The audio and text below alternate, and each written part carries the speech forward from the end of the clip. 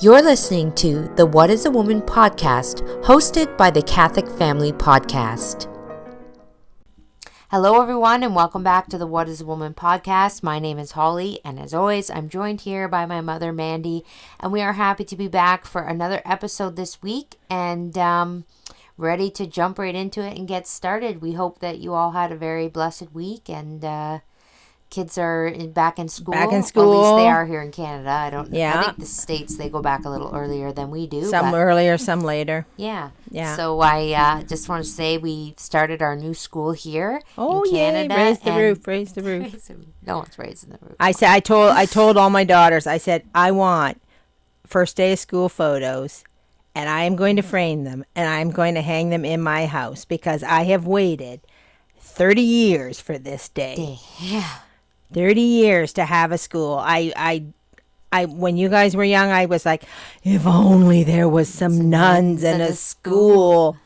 I will say this is something that I never thought we were going to see because of the C word, which we cannot say. Mm-hmm. There were talks that we were going to get a school, then that happened. And honestly, when that was I was like, well, there goes our school. Goodbye. Mm-hmm. Like, right. I was like, these kids are never going to see a school. And now that the day is here and the kids got up this morning, put their uniforms on. Yeah. My little Dougie, I almost forgot their rosaries, and he was like, Mom, we need the rosaries. And then we went out front on the porch to take a picture, and he had his rosary in his hand, and his hands looking were like folded. A saint. I said, you're not going to the seminary. No, I didn't say that to him, but he was like so excited. Right. So excited. They're all so excited. We're going to see if they're still excited by the end of the day. Well, you know what? Whatever, because when I dropped them off, I went inside and everything's all set up. And it's just so, you really see the beauty and the grace of God in things like that. Yeah. You do. You see it live and in person, and you just say to yourself,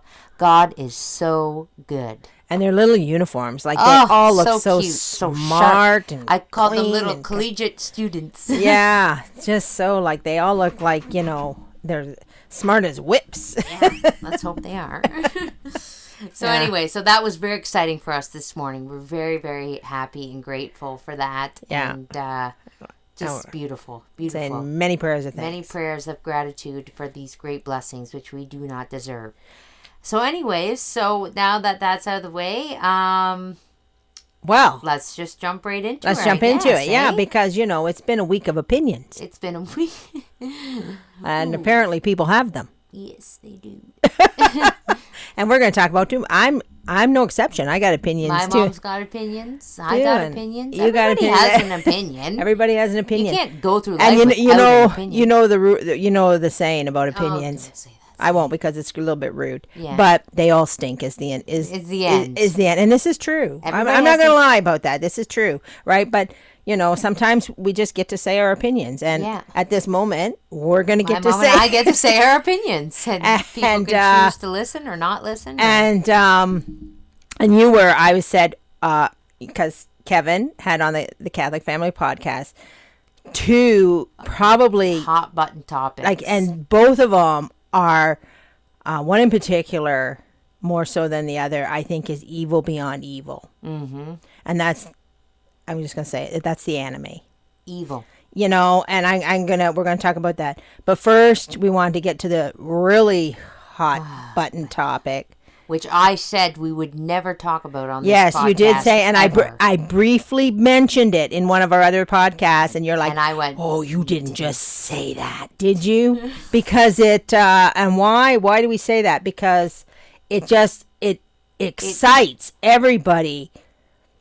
And it pushes a lot of buttons. It pushes a lot of buttons. It excites everybody over the edge, and, from our perspective of, the What is a Woman podcast, we want to bring people to holiness, basically, to reflect on the glories of God and how to implement these things to become a saint and live a truly Catholic life. Right. And from a woman's perspective, the whole point of this podcast is to help women be the way that God intended us to be, right, and live the way God intended us to live as women, with virtue and dignity, and for us too. I'm just gonna say, well, I don't know. I don't want to speak for my mom, but for myself, I don't know. I don't know everything, and I don't know how to be a good holy woman. So that's why, like, doing this podcast, I'm learning things too that I didn't know. Right. And generally, things like science do not generally fall into this category. So anyway, and thank goodness for that, because I don't like science. No, I hate it too. I never like science. There's no part of me that cares, for science. For science, no part of me. Even the study, you name it, any kind of study, the study of trees, bugs, gravity. Don't care. Don't care. I'm just that person. So I'm not. We're not here. We're not here to say disprove, disprove. We're not here. Start with that. We're going to start with that caveat. Okay. This is not about proving anything. This is not about disproving anything. This is about saying, how does this fit into your Catholic life? Right. And maybe your Catholic attitude. Right.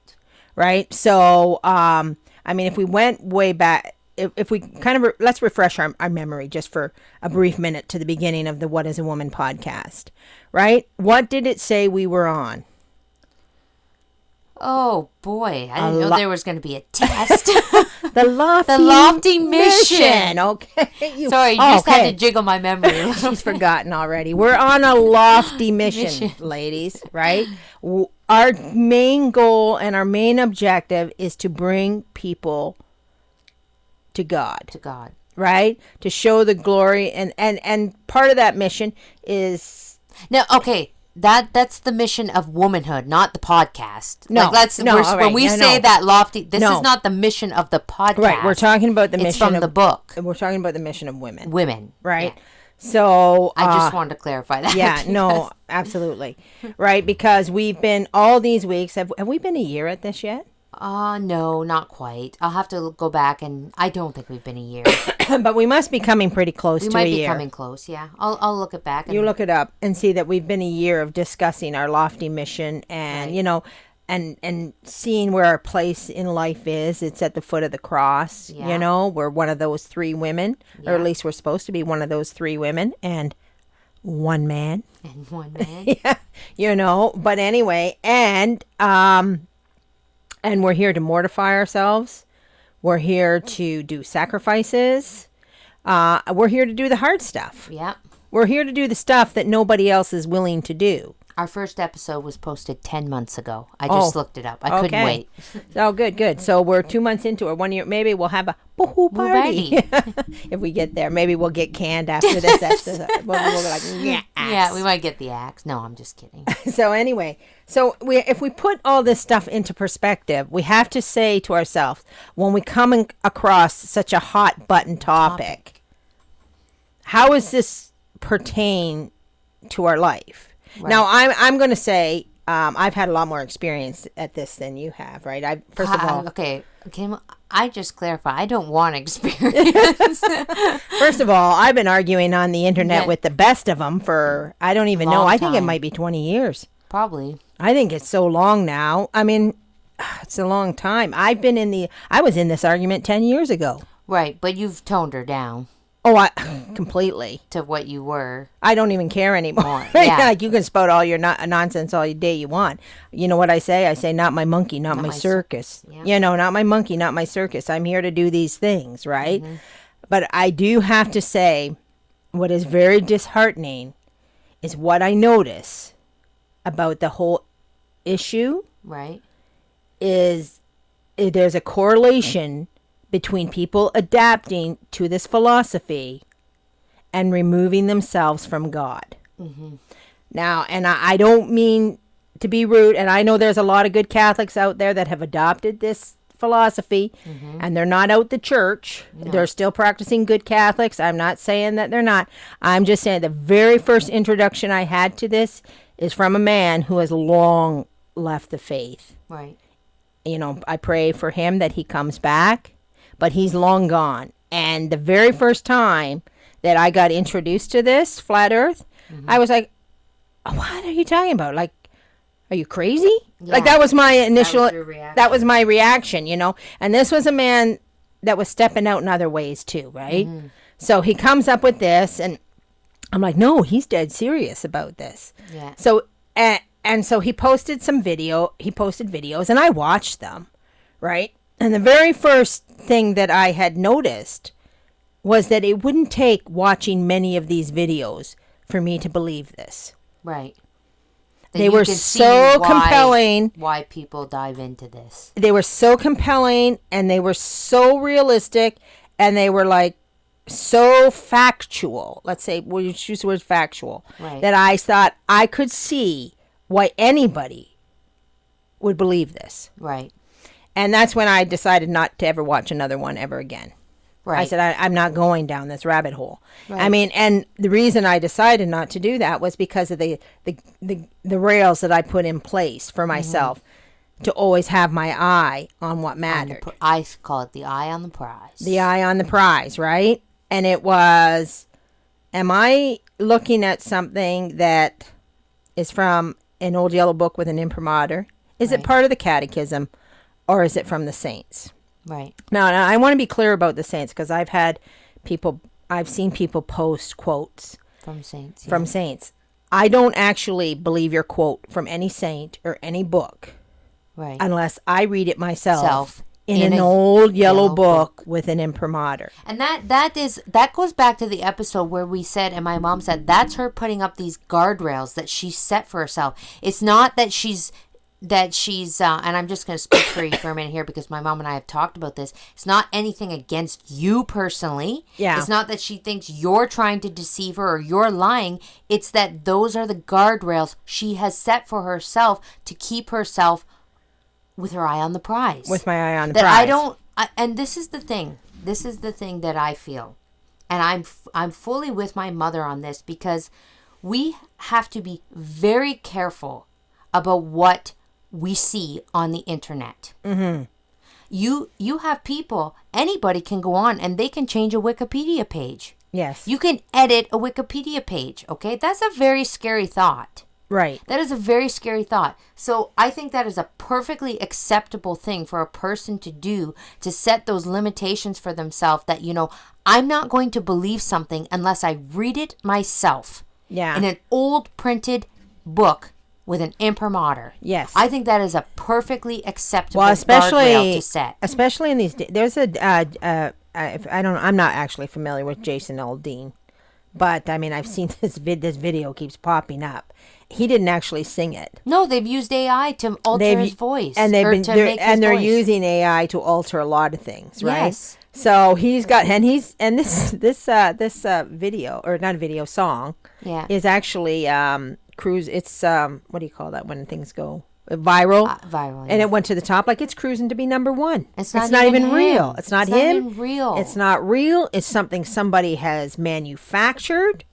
So so in this day and age, especially, we can't just say, oh, well, somebody posted a quote from a saint on the internet and take it as fact. Yeah, I saw some really bad quotes. I'm sorry, we just can't do that. I believe you cannot do that. From St. Francis Xavier. That was the very first time. So, like I said, I've been doing this for 20 years. That was 15 years ago when I saw a quote from St. Francis Xavier that somebody had posted regarding him worshiping with Muslims. Right. And this was him giving proof to the that ecumenical. St. Francis worship Muslims. Yes. With them. Yeah, yeah. So I was like, as soon as I read that, I said, that's contrary to the science. So I don't know where this came from. I don't know who typed it up, and I don't know who tweaked it. Yeah. To suit their agenda. Because at the end of the day, everybody has an agenda. Yeah. Right? And if your agenda is not the prize, the eyes on for heaven, then you're what you call Matt Walsh said, you're going into the bushes, the weeds. You're going into the weeds. Yeah. And if you're going to go into the weeds, you're going to get deceived. Yes. And I'm not saying that I'll be frank, I believe flat earth is a deception. Yeah. And the other thing about it too, right? People say, where did all these videos come from? Who are all these experts? Like, who are these new experts to denounce the old experts? Right. So, I mean, I used to have this argument with a friend of mine. She's actually a university professor, and her and I used to go head to head a lot. Yeah. and she'd say this expert and that expert. And I would say, I'm sorry. Who? Who is that he's an expert? Like, what makes that person an expert? Yeah. I said, in order for us to have a conversation, we have to agree on the source. Right. We have to agree on the source of the information. Mm-hmm. Right? And we never agreed on the source of the information. Just because somebody wrote a book about whatever they wrote, I could write a book and have it published. I can write anybody can write a book and have Anybody it. can write a book Anybody and can have it say published. anything, and anything can say. Anybody can do anything. Anybody can say anything. So we used to go back and forth. So I was very, very frustrating to her, especially since she's a professor and I'm a nobody. Right. Like, so she actually said to me, she said, I've never met anybody like you know, Yeah. but I'm like, well, you've never met anybody religious, but But that's yeah. that's the ticket here, right? yeah. So when you're setting up to yourself, is this a deception? Is this something that is going to, and I understand why people are doing it, because basically people are calling you foolish. Yeah. If you believe in this, that people are calling you foolish, and that pricks your pride. Mm-hmm. Now, I'm going to speak from somebody who's been called foolish for 30 years. Yeah. I'm well acquainted with being called foolish. I'm well acquainted with being called a cult. I sat in a church for 20 years with 20 people. Yeah. People said you were in a cult. People thought I was a lunatic. Yeah. I was deranged lunatic. Well, that's her. She's just crazy. She's the crazy religious wacko. Yes, she just does these things. She's crazy. Yeah.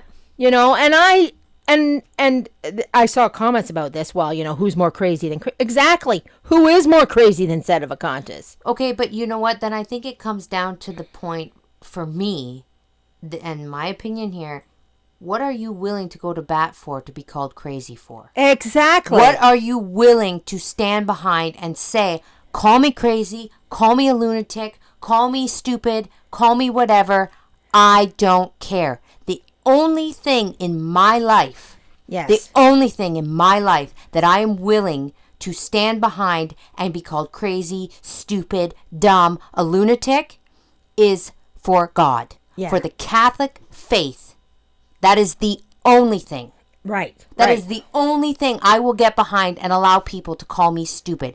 Everything else, I do not care. Because that's the truth, right? You're And that's standing truth. behind truth. I'm standing behind truth. Jesus said, I am the way, the truth, and the light. Yeah, so you're Light. standing behind truth. If I get behind a round earth, I'm going to use the round earth, which I get behind a round earth, okay? Yeah. We'll just put that out there. I get behind that. If I get behind that, that does not mean I'm standing behind truth. No. No, that means I'm standing behind what I think. What you think. And I am not willing to stand behind a round earth. No. I'm not. I mean, I told my mom before at the beginning that I don't care. Yeah. I don't care if the earth is flat. I don't care if it's round. I don't care if it's shaped like a kitty cat. Even though that's what I believe, Yeah. I am not willing to stand I'm behind not going it. to bat for it. I'm not going to bat for it. I'm not going to argue on the internet about it. I'm not going to argue on the internet for it. I just feel, what I feel is that people are gone into the weeds. And once you go into the weeds, everything becomes a slippery slope because you'll lose your focus. Yes. You lose. How can you see? You're in the weeds. Okay, and I'm just gonna like this, and this is my thing, and this is the way I feel. So please, when we're talking this podcast, at least for me anyways, this is the way I feel. So all these things I'm directing at myself and how I live my own personal life and just sharing my experience of this. Right. Okay? So I look at the saints and I look at Saint Rita. I'm reading this book about Saint Rita, and I contemplate all the time and energy that this woman who was never buried, incorruptible, and her body is sitting in a cathedral right now Yeah, right. in Italy. How much time and energy she spent in her life in prayer and devotion. Right. All of it. All of it. All of it. Yeah. Her entire life. Not, worrying about this conspiracy theory and worrying about what this person is saying and worrying about that and worrying about this. Mm-hmm. She spent her whole life in contemplative prayer and devotion for our Lord. There are saints out there that slept 2 hours a night, if that. Yeah. Because they weren't willing to give that much time to sleep. Yeah. That gave up their, if they were sleeping, that meant they were not praying. They were not giving their all to God. So how, this is me, because I will admit, I've been following the comments on this out of pure curiosity. I've not made one comment. But I have seen a severe lack of charity. Yeah. On both sides. I will say that. That makes me very sad. Yeah. It makes me very sad. And so I think to myself, if there's these saints out there that they were not willing to even sacrifice sleep, or they were willing to sacrifice sleep, sorry, let me rephrase that, because they wanted to make sure that they gave their utmost attention and importance to God. How much time are we wasting? Right. And as a woman, on this, as a woman, in the What is a Woman podcast, because we're studying this book, the mission statements of women. I mean, the author, I know this author of this book would slap us right upside the head. Yes. He would say, he would be like, "What are you doing?" And I'm motioning with my hand, a slap. That's what he would do. You know, he would say, "This is taking you away from God." Right? So ladies, I implore you, put up your guardrails. Yes. Put them up. There is nothing that can be trusted. Nothing. No. Right? Were the experts of the past the liars and the deceivers? Or are the experts of today the liars and the deceivers? Who cares? Well, and who knows? And that's why I say who cares, because you do not know. So if this is the hill that you want to die on. Yeah. And I'm going to go back to the point that most people I know that go down this road, and actually very few women actually go down this road. It's mostly men. But the women that do go down this road, next thing you know, they're not sitting in a pew. Right. Right? So is that a coincidence? Is that I don't know. But I don't believe in coincidences. I don't know what's taking them away. I don't know what took them away. I don't know what the first step was that took them and grabbed them. But all of a sudden, they just started getting grabbed by things. And something, we had Father Craig this Sunday, and he gave a sermon. And in his sermon, he mentioned in his sermon about your hobbies and your passions. And he said, and even these things that aren't offensive to God, they're good things, hobbies and passions.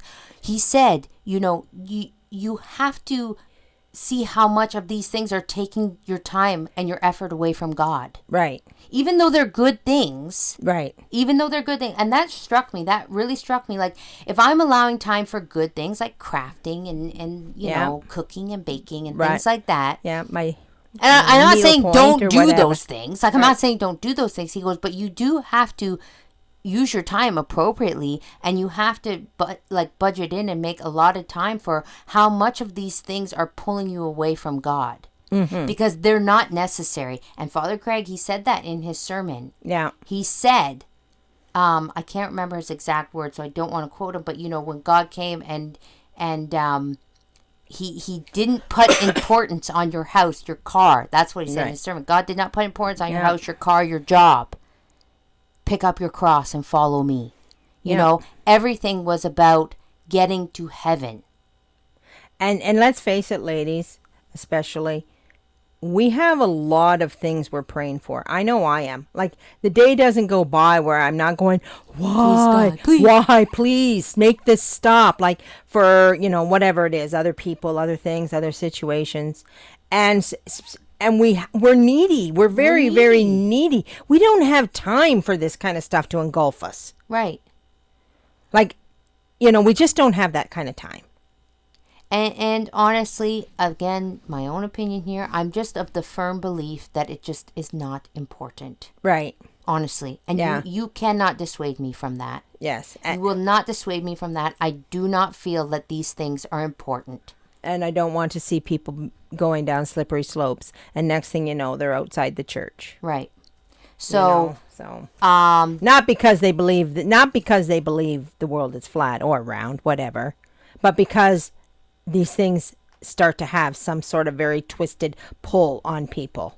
Well, and that kind of leads into the other hot button topic. I just want to say one more thing. One more thing. Okay. I do have a bit of proof about that the world is round. Oh, you do? Yeah, I do.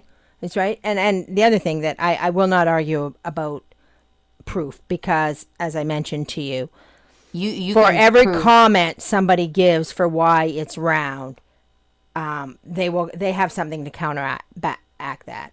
So there's no winning that argument. No. There's none. It's what this person believes or that person believes.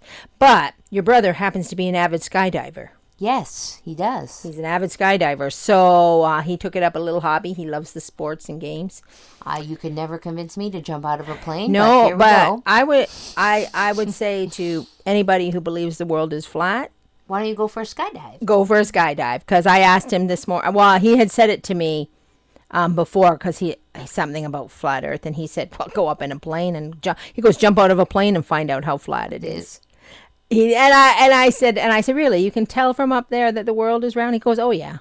Really? Yeah, he said that. So I this morning before he went off to work, I said, "Can I just double check on you on skydiving?" I said, "When you go up there, you can see." He goes, "Oh yeah, you can see the curvature." Really? Yeah. So if you're adamant and you want the ultimate proof, go for a skydive. Go for a skydive. Oh my gosh. I don't need proof that bad. Me either. These 2 feet are staying firmly planted on God's green earth. Right. Okay. So now that we've been in the hot seat for topic number 1. And okay, wait, one more thing, because this is my big thing, and I do just want to reiterate this just for the simple fact that my biggest complaint with the whole debate is the lack of charity. Yeah. I do not believe in calling someone stupid or dumb because their opinion is not the same as yours. Yeah. And my whole thing is that if you do have to resort to just saying you're dumb and you're stupid, I feel like you've given up trying to prove your point anyways. What? So you should just walk away. And also, I don't believe as Catholics, please just walk away. 20 years I've been at this. I don't believe there is. It's like the it's like that. Unfortunately, the what's that movie? St. Bernadette. The Song of Bernadette. There's a disclaimer that comes up at the beginning. For those who believe, no explanation is possible. No.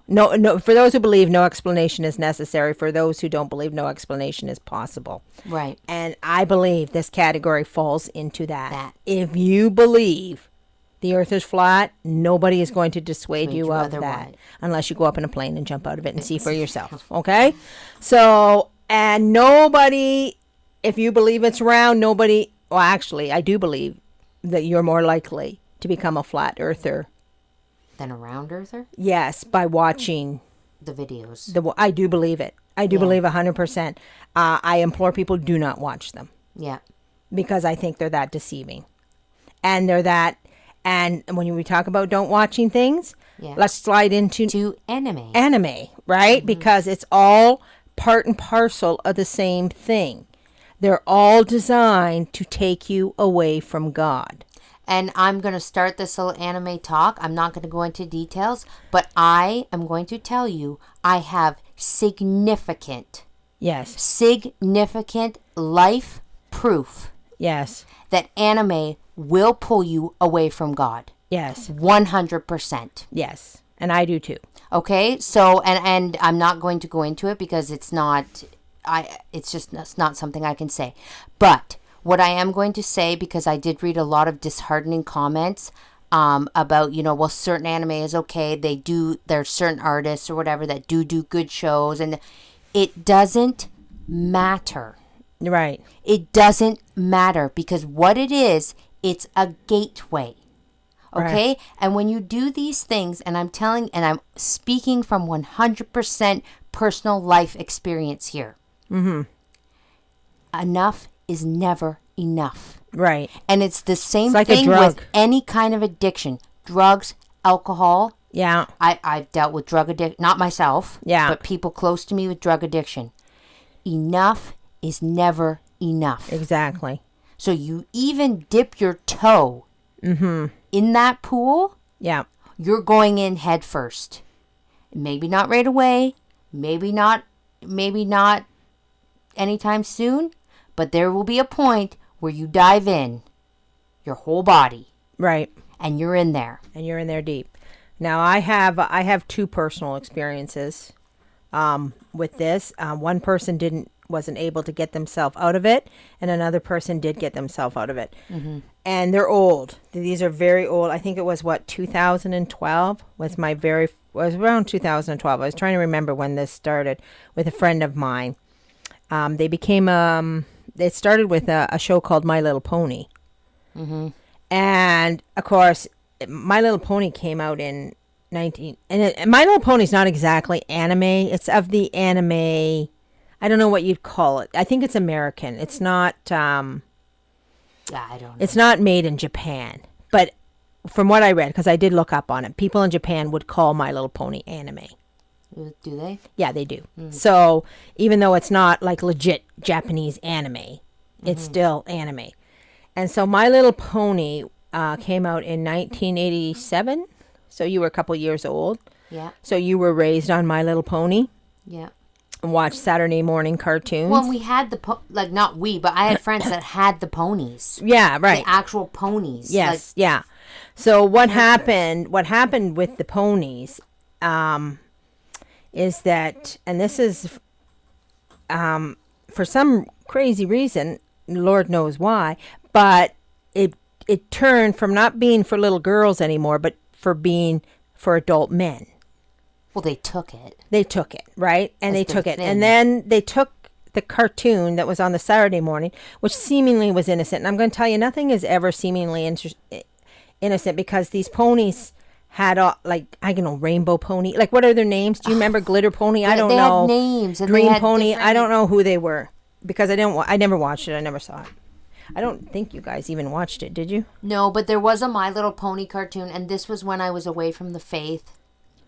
There was a reinvented My Little Pony cartoon that came out when Ava was a young girl, before I had come back to church, and she watched it. And I'm going to tell you, these ponies, they were like, one was she had Apple Pony on her backside or whatever. They all had names. They were all different ponies. But these ponies were disgusting. Right. They were rude. They were obnoxious. Just like any cartoon they come out with now, the kids, they were supposed to be the kids at the pony patch, like the kids, right? Right. They were just obnoxious. Well, what happened was men tapped into the My Little Pony, and this was to find their inner pony, right? So they said that they were, men trapped in little girls, or little girls trapped in men's bodies, I guess. And that they had to, so you would say, I'm Sparkle Pony, or I'm Rainbow, I don't even know, Apple Pony, whatever, who these ponies are, right? So they would pick their pony, and then they would identify with their pony. And these men they were known as bronies, right? So and I know somebody who fell into this, right? And so this is where it started, right? Mm-hmm. And then there was the light-sided cartoon My Little Pony on the Saturday morning, and then there was a dark side My Little Pony that I guess was on the internet. Mm-hmm. That was really dark, right? And all these cartoons were like this, right? So for this fellow who got into this is where it stemmed from him. This is where it started, with a love of this. The other fellow that I know that stepped into this, it started with Sailor Moon. Yeah. Right? Sailor Moon was a cartoon for kids. It was on Saturday morning cartoons. It's a Saturday morning cartoon. But they are designed to be gender bending. Yeah. And then, one could ask yourself, why is an adult male watching these silly cartoons? I didn't even watch. I don't remember a single episode of either of these two shows. No. Right? But anyway, this is where this stuff goes. And then when you get into it, it goes into the most twisted, bizarre places you can't even imagine. Okay, and I'm just going to say, for those that are going to say, well, it's not, I don't know if anyone is going to say this, but this is a thought that I had, people can say, well, it wasn't designed for that. They just took it. Yeah. Right? Okay, but let's go back, and we've said this many times in this podcast. Let's just take it back for just a second to the things that are of God and the things that are not of God. Right. Is talking ponies with glittery butts Yeah. the things of God? Yeah, no. No. Right? Do your children need it? No. Do your children need to watch anime? No. Right. Even if it is a seemingly innocent thing about, a family or this, and it's an innocent cartoon, there are things that are of God and there are things that are not of God. And all those, well, I told you, like, These things are not of God. we talked about it. Remember, did we mention on the podcast the Turmoil in the Toy Box? Yes. That was the best book I ever read in my life. Yeah. It was a Protestant book. But I it don't know where the still heck opened your it eyes opened to my all the... eyes to what the kids were watching and what the Care Bears were in that too, because they're Yeah. the same thing, Rainbow Bear and Yeah. all this stuff, right? So they're designed to tap into these inner feelings and these expressions of self and all this stuff that has exploded 20 years later. Well, and what I find too is these cartoons and things like that, they do create obsessions. Yes. They create obsessions. So, and I'm going to tell you, when I was in high school, I was really short, still am. And I played field hockey, and the girls on my team and some of the other kids in the high school started calling me Tink. Yeah. For Tinkerbell. That was my nickname, Tink. So then I became obsessed with Tinkerbell. Yeah. I had Tinkerbell car mats. I had Tinkerbell steering wheel cover. I had Tinkerbell dice hanging in my car. I had Tinkerbell on my back. Like, it was just Tinkerbell, everything. And I identified You identified as a little green fairy. Stupid Tinkerbell. I had to be Tinkerbell at the Halloween dance. Like, I'm not even going to get into the immodesty of it. Yeah. End of it. Like, let's just be real. I mean, we've all heard my story. I left the church. We don't need to get into why I shouldn't have been doing that. I shouldn't have been doing it. But my point is, I wasn't very good in high school. But my point is, I started to identify as a little green fairy with wings, people. Come on. It creates an obsession. And it all stemmed from the kids thought it was funny to call me Tink. Yeah. Yeah, you're a tiny little blonde girl. Yeah, I was a tiny little blonde girl, short, and everyone's like, oh, hey, Tink, Tink, Tink. Okay, so, and people knew that about me. Yeah. People knew that, Grandma bought me anything Tinkerbell. Yeah. Oh, Holly loves Tinkerbell. Buy her Tinkerbell. So it's like, these things, they do create obsessions. Right. So and even things like, Star Wars, Marvel heroes with the little boys. Yeah. They create obsessions. So when we as women are thinking about what we want our children to be obsessed about, Yes. why wouldn't we want them to be obsessed with St. John? Yeah. St. Peter, the 'Cause real heroes of our faith. Because I'm going to tell you what you can't take and twist. A saint. A story of a life of a saint. Like, I mean, you think about that cartoon that Glorious Heritage put out. Yeah. Okay, you can watch that all day long. You can be obsessed with it, too. It's not going to do you any harm. But your kids aren't going to be walking around the room going, I'm a crusader and that's how I identify. Well, and if they did, you'd be okay with it. You'd be okay with it, I mean, they will. They actually will. Well, no, they will. Like, little boys will. Yeah. And you know what? That's the hard and fast fact of it. Yes. Little boys are going to emulate what they are obsessed with. Yes. So if they're going to be obsessed with something, wouldn't you much rather have your little boy be obsessed with Saint Tarcisius? Yes. You know what I mean? Right. Or St. Dominic Savio. Right. A real hero that they could, let's teach our children that these are the heroes. Yeah. These are the heroes. We know they're the heroes. Let's teach our children that. Let's not teach them to want to be a little pony. Right. Or Tinkerbell. Yeah. And that's not a slam against my mother. I was already in high school. Right. Yeah. Well, you can give me a slam or two. I deserve them. Yeah. Well, but to be fair to us, it was a different time. It was a different time, and we weren't guarded. Like, we didn't, because I often think about the music, right? And how I remember Father and I in the back.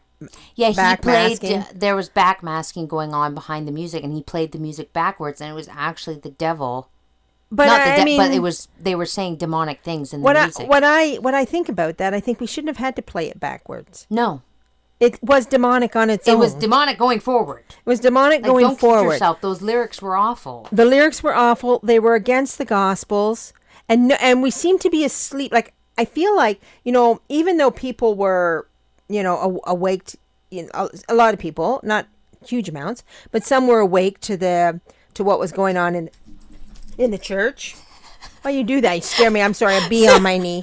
No, that was a hornet. Oh, It was. you scare me. Okay. Anyways, moving on. I lost my I just thought. didn't want you to get stung. That's Anyway, so we were kind of asleep to the world. I feel like when I look back at that time period, I was very asleep to the world. Yes. And I was saying, "Oh no, you're not watching French Prince of Bel-Air. You're not watching. I didn't allow you to watch Power Rangers either. I thought it made you too violent. Yeah, every time they watched it, they were crazy. I was Yeah. like, okay, well, I'm not having crazy kids, so we're not watching. We're not it. watching Power Rangers. But I felt like we were very asleep. Yeah.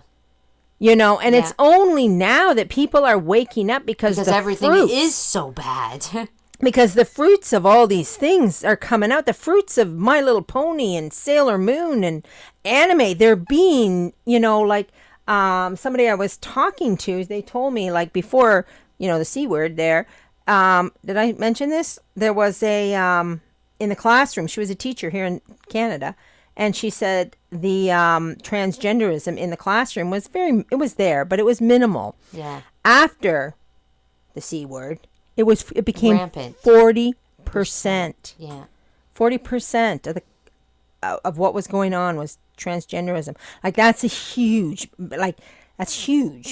Well, and it makes sense because we've been like, and this is what I'm saying. This is my point of why these things are so evil. It's the obsession, Right. the the obsessiveness that comes from children. And I think it was it a comment that I read, or was it in the video? I can't remember, on the anime about the people watching this. They obsess over these characters. Yes. And they almost like quote unquote fall in love with them in these cartoons. You guys, that is true. Yeah. That is true. I have seen it with my own eyes. Yeah. Okay? Please do not fall for these deceptions and think that these are just harmless, innocent cartoons. Right. And there's They're lots not. of for people who have children with screens and that, there's lots of apps. It's not just it's not just cartoons. It's not just apps. cartoons. It's just sick. It's sick, and it just, for me, it just goes back to these things that, why are we even debating this? Yeah. There are things that are of God. There are things that not of God.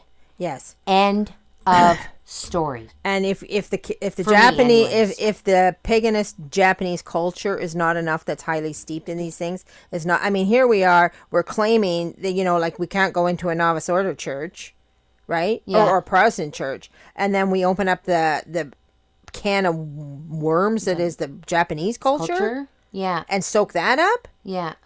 Or what I mean, like, and all of these things are one and the same. Mm-hmm. They're one and the same. If you're going to go into the weeds over how round the earth is, and it could be a million things you can go into the weeds for. Mm-hmm. Right now, this seems to be very prevalent to Catholics. Like, they seem to really want to do this. Well, and the other thing too is, I've said it, and I stick to it, and I mean, it's the principles of our faith. The Catholic Church is one, holy, Catholic, and apostolic. What do you think that the devil wants to do? Yeah. More than anything, divide, divide, divide. If he can't bring you down If he one can't way, bring you down one way, he's going to bring you down another way. And what he is doing is he's sowing seeds of division within our own Catholic Church. I heard somebody Among the Catholics, Yeah. he is sowing those seeds of division, and this is how he's doing it. Cartoons, anime, flat earth. Yeah. All these things, they're distractions, they're deceptions. And To create division and to destroy, from his mind, try to destroy the Catholic Church. We all know that the Catholic Church will hold till the end of time. We know that, but that doesn't mean you're going to be a part of it. And we also know the saints at the end of time will be the greatest saints of all. Right. And how are they going to do that? Because they have to withstand the deceptions of the devil, of Yes. the mind. Of the mind. the and mind. that's a thought to think of, that we do as Catholics, and I fall prey to this myself. We sit back and we go, the Catholic Church is going to stand till the end of time. We know that. Okay, but it doesn't say that you're going to be a part of that. Yeah. And I'm saying that to myself. It doesn't. Just I know the Catholic Church is going to stand the test of time, but I'm fighting tooth and nail to make sure that I'm a part of that. Right. I don't want to be, the Catholic Church is standing and I'm over here and I've fallen, you know? So please don't fall for the deceptions. Do yourself a favor. Build a shrine on your front yard. Yeah. Big and massive. I mean, there's been moments. If you want to be crazy, be crazy for that. Something that matters, Yeah. I mean, there are times where I've had turmoils and troubles in my life, and I know the devil is in my home. Yeah. I could feel it. Yeah. And I had to have a long, hard talk with my husband about something, and I had to say these things, and I'm like, he's going to look at me like I'm crazy. Yeah. That I'm like, there's a devil in here, Yeah.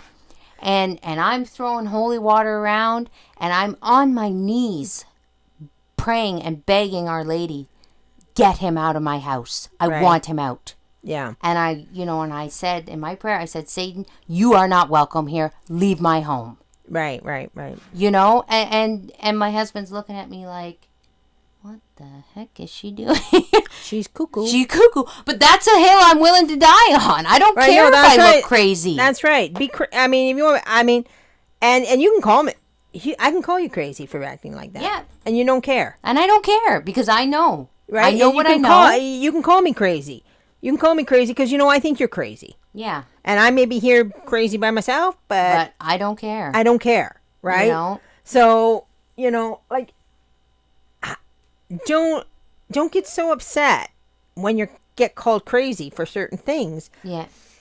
If you're that upset about it, ask yourself this question. Why am I upset? Why am I upset, and why aren't I equally as upset when people call me crazy for being Catholic? Right. Because I don't really know any Catholics that really get upset by being called crazy for being Catholic. No. I mean, maybe there are some, I don't know. But I don't know any. I mean, you can feel levels of embarrassment when you're having to, like, I mean, because just being honest, when I'm out, and even when I'm out with people that aren't Catholic, and they're maybe making fun of me that I'm not eating meat. I mean, that's something that's prevalent in my life. It's an issue I have to work around with in-laws and stuff like that. And you feel a level of like, oh, I gotta explain I don't eat meat on Friday. Yeah, but you don't feel... But I don't feel crazy. I'm just like, oh, why do I gotta do this? I mean, they may think I'm crazy all the time. But I don't care about that. It's more of an annoyance. Like, yeah. Like, I always felt like, that issue, because I'm like, oh my gosh, Lord, why can't you just let me not eat meat in private? Like, yeah. Why do I have to be exposed all the time? But I don't care. I'm willing to bite that bullet. Yeah. Call me crazy. I don't care. You do you. I do me. Yeah. Like. But anyway, but if you're not there was a distinct unwillingness to go down a crazy ship for that flat Earth. Ship. Ship. Puh, puh. My mom always trails off the end of her words. Ship. Okay, and so I think we've exhausted all that. But speaking of trailing off, I did want to make a disclaimer about our last week's podcast. I forgot about this. Oh, what did you? I did not tell anybody. Oh, yes. To eat what what they're allergic to. Okay, nobody eat anything. And I think that was me trailing off. Yeah, maybe. Yeah. Because I do that. Mm-hmm. I do half sentences. Yeah, and sometimes you don't finish your point, or maybe I interrupted you. I don't know. I mean, sometimes I do half sentences, but I did not mean that. That is not. If that's how you took that, that is not what she meant at all. If you're allergic to food, don't eat it. Okay, don't. Yeah. no eating when you're allergic. Okay. All right, but moving on. Why don't we, now that we've exhausted? We got about 10 minutes left. Are you kidding? Yeah. No, I'm not kidding. All right. Well, let's do a little bit of our book. Really, because this is. But I think those are good things to talk about, and I think that. Especially because a lot was said and done last week. Yes. And if you're in the Catholic circles, and there we go. We just wanted to give our side too. It's our opinion. It's our opinion. All right. Okay. So we're going to continue on with Love of Dress in our book, Mission and Duties of Young Women. This is actually really interesting, too. I don't feel like we can even go and get near this in 10 minutes, but we'll introduce it. Yeah. The one there? Okay. So, quote, a book was published a few years ago which is full of instruction, but disheartening on account of the deplorable facts which it reveals, bringing to light the fruitful disorders which fondness for dress produces among persons of the sex. The author, Mr. Parent Duchalat, after spending many years in studying the manners of the most corrupt classes of society. End quote. Yeah. Okay. Well, because you want to end that right in the middle of I the do sentence? want to end that in the middle of the sentence. Again, I do that sometimes because he's talking about actually the most corrupt classes of society. So a book was written. This is not very clear, so that's why I wanted you to stop. Oh. A book was written that gave a lot of instruction, but basically the most corrupt classes of society, which I took to mean like, remember this is 1800s. Yeah. Your prostitutes, your barmaids, your people of this class, right? So we're coming up. What's really interesting about this book now is he's really going to distinguish between the classes of the time period. Okay. So when they wrote this book, and this book, it really attributed to the fall of the woman based on the love of dress. Okay.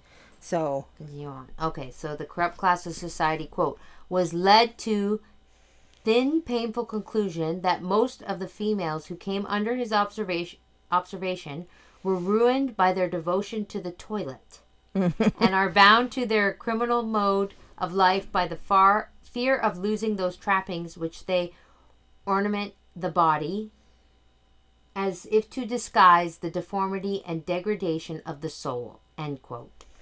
Right. So I mean, do I have to explain the word toilet? To the toilet? The toilet. That's your your makeup. Oh, like how much time you spend in the bathroom getting ready? Yes, your care of how you look. Right. Old word, right? But basically, he says that they're losing the trappings of their body. They become a slave to their body, right? They spend so much time on this. Right. And it's like a vicious circle.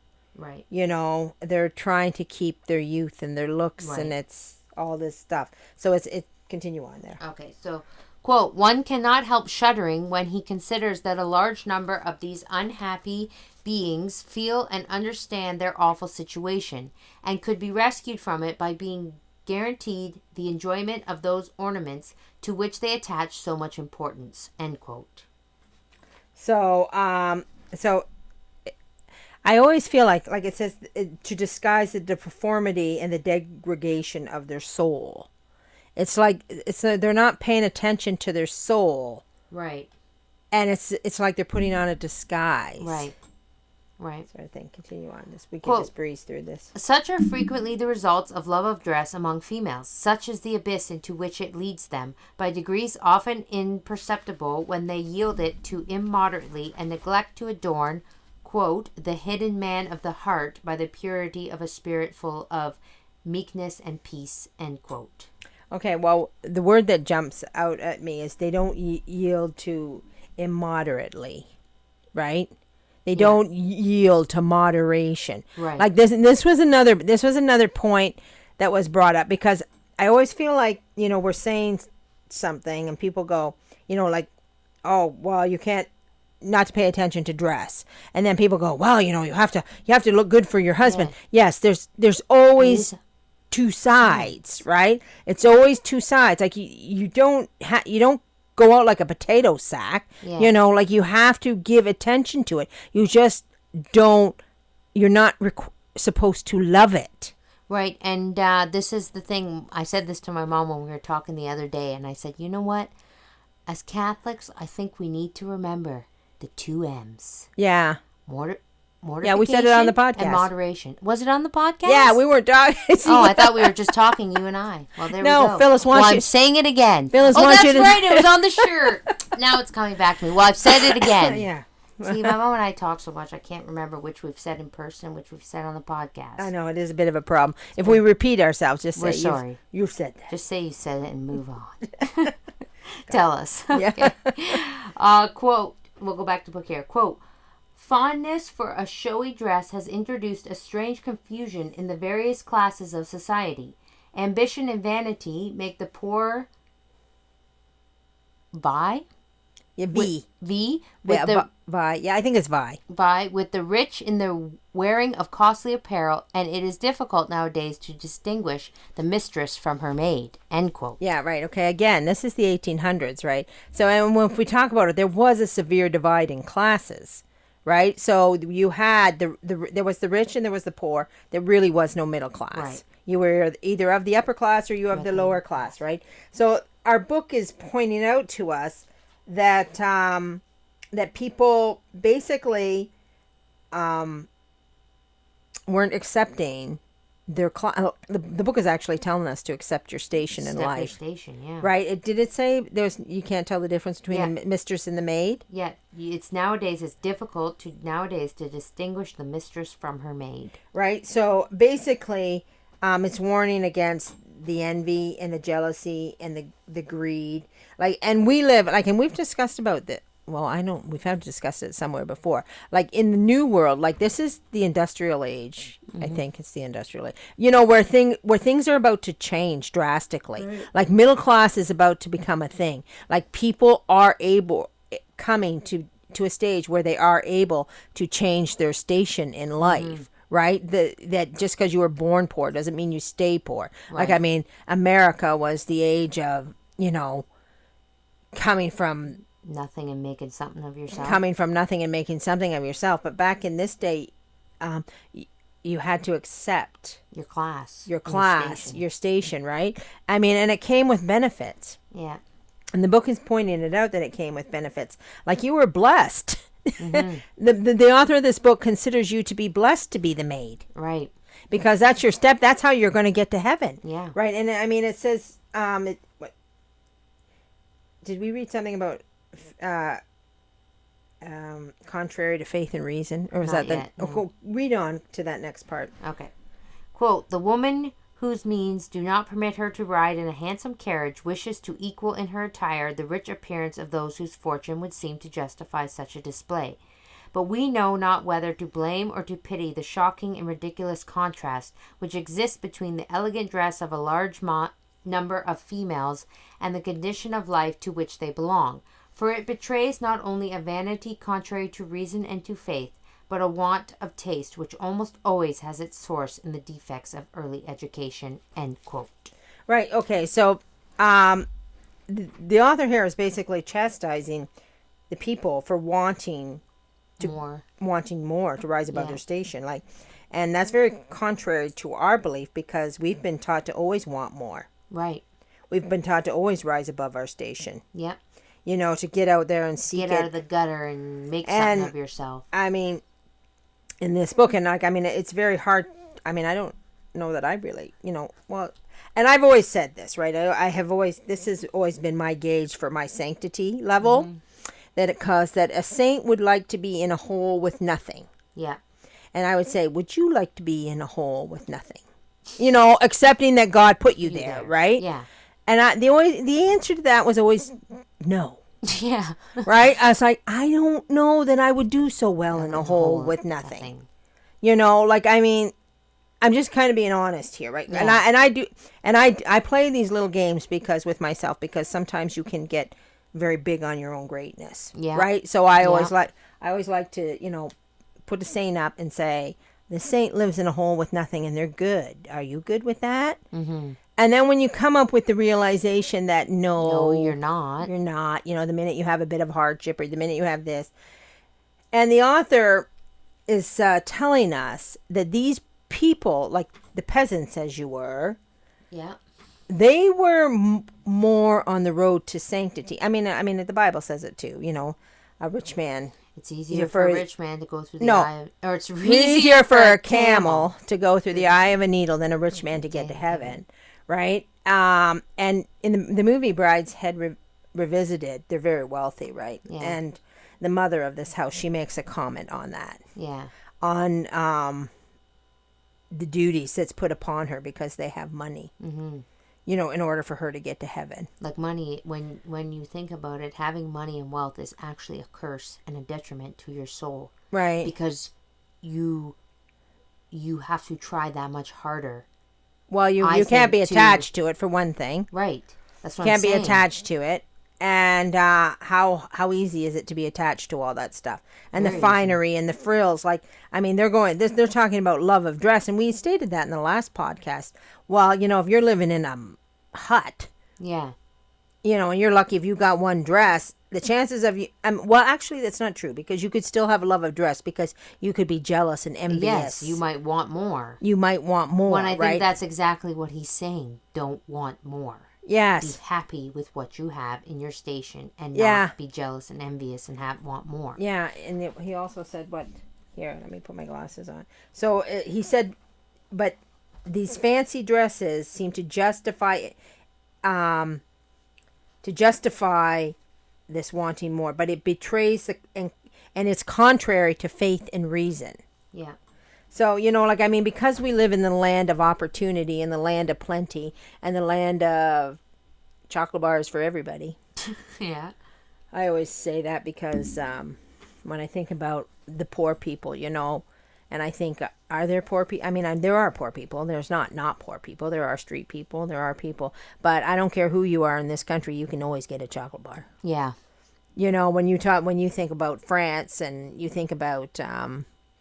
when Les Mis was made and stuff like that. And these little kids, they're going to jail for stealing a loaf of bread. Yeah.